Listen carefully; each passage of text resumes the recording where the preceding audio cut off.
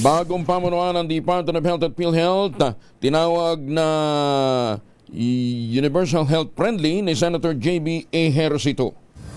Detalye na balita mula kay Raymond Dadpan sa RH28. Raymond, good morning. Suportado ni Senador J.B. Ejercito ang pagtatalaga kina Dr. Edwin Mercado bilang bagong kalihim ng Department of Health at Dr. Beverly Ho bilang President and CEO ng Philippine Health Insurance Corporation o PhilHealth. Tinawag ni Ejercito na Universal Healthcare Friendly Team ang dalawa. Umaasa ang senador na madadala ni Mercado ang kanyang expertise bilang isang doktor at healthcare executive sa DOH upang isulong ang mga reforma sa larangan ng kalusugan.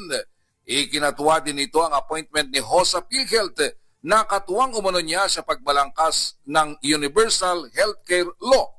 Sabi ni Ejercito, marami pang trabaho ang dapat gawin ng dalawa, gaya ng pagpapalawak sa zero balance billing at improvement ng mga PhilHealth packages sa kanilang partisipasyon sa hospital bills upang mapababa ang gastos mula sa sariling bulsa ng mga pasyente at kanilang pamilya. Sa huli, umaasa si Ejercito na magampanan ni Dr. Mercado at Ho ang layunin ng UHC Law na mabigyan ng abot kaya at dekalidad na serbisyong pangkalusugan ng bawat Pilipino.